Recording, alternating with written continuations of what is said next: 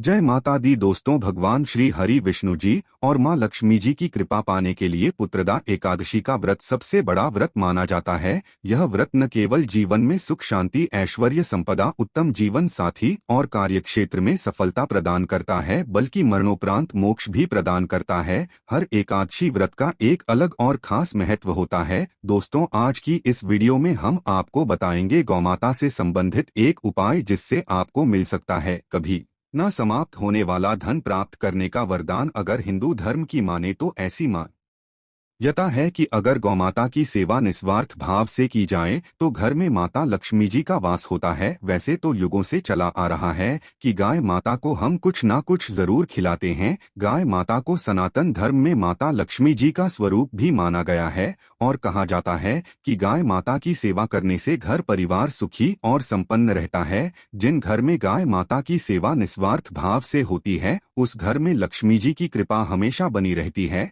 और जिस घर में गाय माता की सेवा नहीं होती है वहां पर अचानक से किसी भी प्रकार के विघ्न बाधाएं आती रहती है। वैसे तो कुछ लोग शहरों में भी रहते हैं तो वहां पर गाय माता पालना संभव ही नहीं है, लेकिन गाय माता को वहां पर भी रोटी अवश्य खिलाई जाती है। लेकिन कई बार गाय माता को खिलाने में कुछ भूल हो जाती है। तो दोस्तों, कौन सी है वो 3 चीजें जो गाय माता को नहीं खिलानी चाहिए, आज हम आपको इस वीडियो के माध्यम से बताएंगे। तो कृपया वीडियो को आधा अधूरा न छोड़ें, इन वीडियो को अंत तक जरूर देखें। दोस्तों को माता के अंदर सभी देवी देवताओं का निवास माना जाता है, तो आप सुबह जो पहली रोटी बनती है वो अगर आप गाय माता को खिलाते हैं तो सभी देवी देवताओं का आशीर्वाद प्राप्त होता है। गाय माता को गुरु के साथ जोड़ा गया है, यानी बृहस्पति ग्रह के साथ। किस लिए गुरुवार के दिन गाय माता को रोटी पर एक चुटकी हल्दी डालकर खिलाएं तो सुख संपत्ति धन ऐश्वर्य बढ़ता है, दुष्ट ग्रह शांत हो जाते हैं।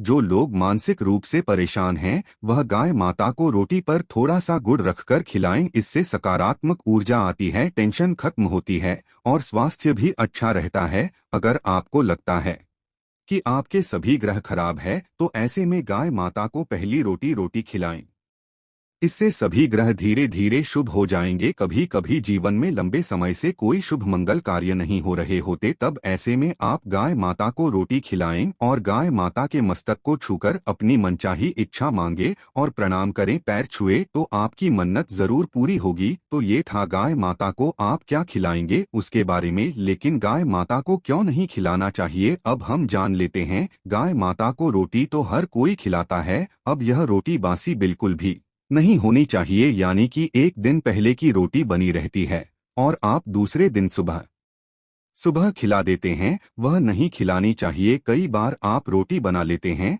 और उस दिन गाय माता मिलती नहीं तो रोटी रखी रह जाती है, फिर वो अगले दिन गाय माता को खिलाने से गाय माता का अपमान माना जाता है, वो रोटी बासी कहलाती है। इसलिए गाय माता को एक दिन पहले की बची हुई रोटी कभी नहीं खिलानी चाहिए। सड़ी गली चीजें खराब चीजें गाय माता को मत खिलाइए, इससे घर में परेशानी आती है। और अगर आप ऐसा करते हैं तो अपनी आदत को बदलिए, क्योंकि इससे घर में तकलीफ आती है। गाय माता को हरा चारा तो हर कोई खिलाता है, आप हरा चारा खिलाते समय एक बात का विशेष ध्यान रखें, गाय माता को सबसे ज्यादा पीपल का पत्ता लोग खिलाते हैं, पर पीपल का पत्ता आप खुद से तोड़कर मत खिलाइए। दूसरी बात, आप घर में सब्जी लाते हैं, उसे काटते हैं और उसमें से अच्छी चीजें कर रखें, बचा खुचा आप गाय माता को खिलाएं। आप जो देंगे वह गाय माता खलेगी, लेकिन थोड़ी सी कुछ अच्छी चीजें मिलाकर गाय माता को खिला दीजिएगा। गाय माता को कभी भी दूध नहीं पिलाना चाहिए। आप दही चावल खिला सकते हैं, लेकिन दूध ताजा हो या बचा हुआ भूल कर भी गाय माता को मत खिलाइए। तो यह 3 चीजें गाय माता को कभी नहीं खिलानी है। एक तो बची कुची रोटी नहीं खिलानी है, कोई भी अनाज बच जाए उसे दूसरे दिन गाय माता को नहीं खिलाना है। जैसे चावल बच जाता है, रोटी बच जाती है और आप अगर चारा खिलाते हैं उन्हें तो सड़ा गला मत खिलाइए, और अगर खिलाते हैं कोई तो उसके साथ कुछ अच्छी चीजें मिला लें। और गाय माता को दूध भी नहीं पिलाना है, ये चीजें बिल्कुल भी नहीं खिलाई, नहीं तो घर में गरीबी आती है, माता लक्ष्मी आपके घर में बास करना छोड़ देती है। 84 लाख योनियों के सफर करके आत्मा अंतिम रूप में गाय माता का रूप धरती है। गांव लाखों योनियों का वो पड़ाव है जहां आत्मा विश्राम करके आगे की यात्रा शुरू करती है। दोस्तों, गाय माता का कोई अपशगुन नहीं होता है। जिसे भूभाग पर मकान बनाना हो वहां पर अगर आप 15 दिन के लिए गाय माता और बछड़ा बांध देते हैं तो वह जगह पवित्र हो जाती है। अगर आप कहीं जा रहे हैं और वो माता आपका मार्ग रोक दें तो यह बहुत ही शुभ माना जाता है। गाय माता और बछड़े का दर्शन एक साथ आपको हो जाए तो आपकी सफलता का प्रतीक माना जाता है। अगर आपके घर के आसपास गौमाता घूमती रहती है तो इसका मतलब है कि आपके घर से काफी सारे संकट अपने आप ही दूर होने वाले हैं और सुख समृद्धि के दरवाजे खुलने वाले हैं। गांव के समीप आप अगर जाते हैं तो संक्रामक रोग सर्दी खांसी जुकाम आदि का अपने आप ही बिना दवाइयों के भी नाश हो जाता है। अगर आपको गाय माता अचानक से पूंछ मार देती है तो यह बहुत ही शुभ संकेत माना गया है और काली चितकबरी गाय का ऐसा करना तो और भी ज्यादा शुभ माना गया है। पंचगव्य जो होते हैं वो कई रोगों में लाभदायक है। पंचगव्य क्या क्या हुए? गाय माता का दूध दही घी मूत्र और गोबर और इन सभी को शरीर की रोग निरोधक क्षमता को बढ़ाकर रोगों को दूर करने वाला माना गया है। ऐसा कोई रोग नहीं है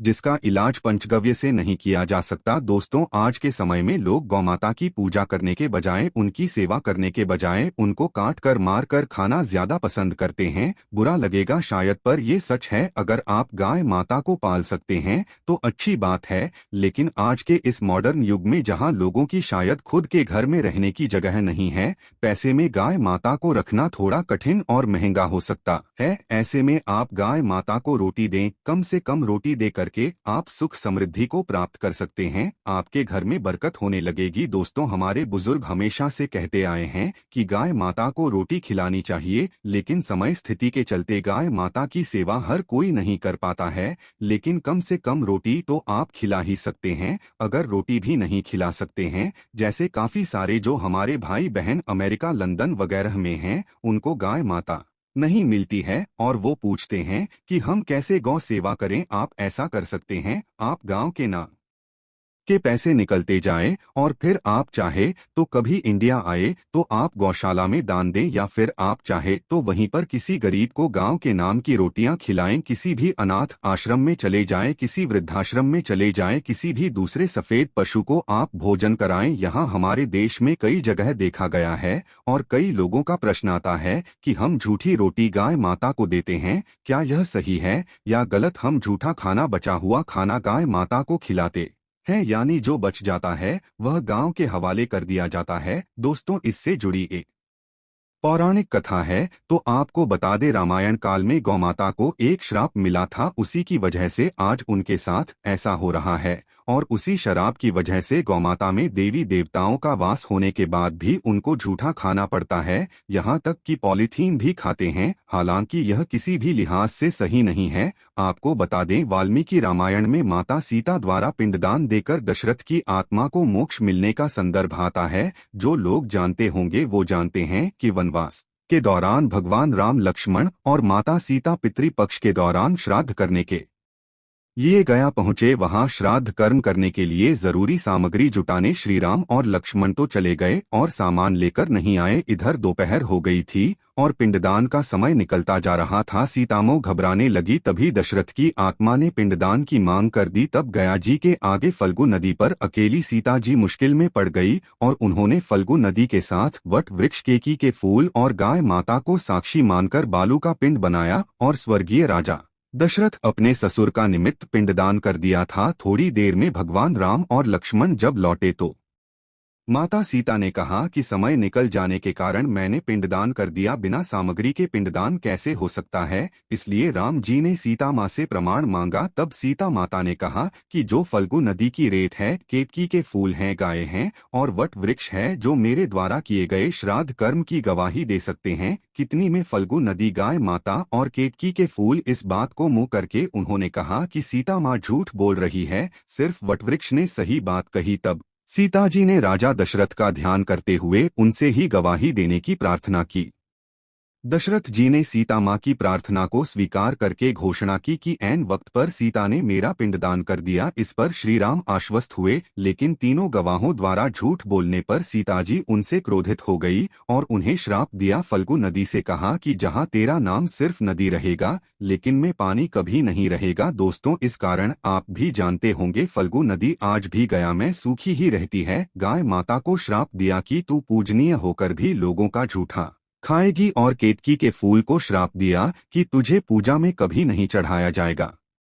वट वृक्ष को सीता माँ ने आशीर्वाद दिया कि उसे लंबी आयु की प्राप्ति होगी और दूसरों को हमेशा छाया प्रदान करेगा, तथा पतिव्रता स्त्री तेरह स्मरण करके अपने पति की दीर्घायु की कामना करेंगी। और यही कारण है कि गाय माता को आज भी जूठा खाना पड़ता है कि के फूल को पूजा से निषिद्ध बताया गया है। फल्गु नदी के तट पर जल नहीं है, सीता कुंड में पानी के अभाव में सिर्फ बालू रेत में दान किया जाता है। दोस्तों, शास्त्रों के अनुसार गौमाता में सारे देवी देवता निवास करते हैं। 33 कोटि देवी देवता और पितर का भी निवास होता है। अगर आप भी किसी मंदिर में नहीं जा सकते, पूजा पाठ नहीं कर पाते हैं, कहीं जाकर के ग्रह दोषों का उपाय नहीं कर सकते, तो आपको गाय माता को एक रोटी जरूर खिलानी चाहिए। हमेशा कहते हैं पहली रोटी गाय माता की अगर आप भी खिलाते हैं तो दुनिया के सारे सुखों को प्राप्त कर सकते हैं। आपने अक्सर ही सुना होगा कि रसोई में पहली रोटी जो भी बनेगा आय को दे देनी चाहिए। हर रोज गाय माता को एक रोटी देने से आपके जीवन के सभी दुख दर्द दूर हो जाते हैं। खाना बनाते वक्त हमेशा पहले एक रोटी गाय माता की निकाल दें, इसके बाद ही परिवार के बाकी सदस्यों के लिए आपको रोटियां सेंकने चाहिए। कोशिश करनी चाहिए कि गाय माता की उस रोटी में थोड़ा सा हल्दी मिला दे, इससे गाय माता को रोटी खिलाने का अपार फल प्राप्त होता है। अगर गुरुवार का दिन हो तो लोही ले ले, सने हुए आटे की एक छोटी सी लोई बना लें और उसमें हल्दी मिलाकर गाय माता को खिला दें। इससे आपके जीवन में शुभता आती है, वैभव आता है, धन संपत्ति का वास होता है। आप जो भी हासिल करना चाहते हैं जिंदगी में, तो आप देखेंगे कि तुरंत आपको मिनटों में वह हासिल हो जाता है। इसी तरह से आपको नमक का एक उपाय बताते हैं। नमक यह है, नमक के बिना तो हर स्वाद अधूरा है, और साथ ही साथ अगर नमक ना हो तो जीवन स्वादहीन हो जाता है। जितना हम खाने में नमक को इम्पोर्टेंट मानते हैं, उतना ही ज्योतिष में नमक को इम्पोर्टेंट ही माना जाता है और इसे 10 की वस्तु माना गया है। किसी का नमक खाने का अर्थ क्या होता है? उसका कर्जदार होना। आपने सुना ही होगा, नमक का कर्ज अदा करना है। इसलिए अगर आप जीवन को सुगम बनाना चाहते हैं, सरल बनाना चाहते हैं, तो नमक का एक आसान सा प्रयोग आपको आज हम बताएंगे। आप देखिए कि कितने आपको पॉजिटिव परिणाम मिलते हैं, और इतना आसान है कि इसके लिए आपको अतिरिक्त मशक्कत करने की कोई जरूरत भी नहीं है। सिर्फ आपको अपने घर में बनी सबसे पहली रोटी लेनी है और उस पर थोड़ा सा नमक रख दें। अब आप पूछेंगे कौन सा नमक रखें, तो सबसे बेस्ट है आप डेली वाला नमक, सस्ता नमक जो भी है वो रखें। काला नमक नहीं रखना है, आपको सफेद नमक ही रखना है। तो नमक रख लें और फिर इस रोटी को किसी कपिला गाय माता को आपको दे देनी है। कपिला गाय माता यानी सफेद रंग की गाय माता को आपको खिला देना है। और अगर आपको कपिला गाय माता नहीं मिलती है तो आप यह रोटी किसी भी गाय माता को खिला दें। मगर यदि आपको कोई ऐसी गाय माता दिख जाए, सबसे पहले सफेद गाय माता को ही खिलाना प्रेफर करें। दोस्तों, आपको बता दें यह उपाय आपकी हर समस्या को जड़ से दूर कर देता है। चाहे आपके घर में कोई बड़ी कला हो, कोई पारिवारिक वाद विवाद हो, इस उपाय को करके आपके घर में सुख का वास होने लगता है। जो भी धन की कमी हो, बच्चों की पढ़ाई हो, कैरियर में सफलता हो, सभी मुश्किलें आपके जीवन की दूर होने लगती है। लेकिन गाय माता को रोटी देते वक्त मन में ऐसी कोई भावना लगाकर रखें कि हम रोटी खिलाते हैं या फिर हम बहुत बड़े दानी हैं, अन्यथा इस स्थिति में पुण्यफल की प्राप्ति होना संशय वाली स्थिति देता है। गाय माता को रोटी खिलाने से नियम से बरकत के अलावा आप देखेंगे धन संपत्ति में दिनों दिन बढ़ोतरी होने लगती है और आपके घर के ग्रह दोषों से आपको मुक्ति मिलती है। अगर आपके भी घर में धन की कमी है तो आपको ये उपाय जरूर करना चाहिए, किसी भी दिन करे। अगर सावन का पवित्र महीना है तो हर दिन शुभ है, आप जिस दिन चाहे उस दिन से कर सकते हैं और आप देखेंगे इस उपाय को करने से आपके घर से धन की कमी बिल्कुल झट से दूर हो जाती है। तो ये उपाय आप जरूर कर लीजिए। आज के लिए बस इतना ही।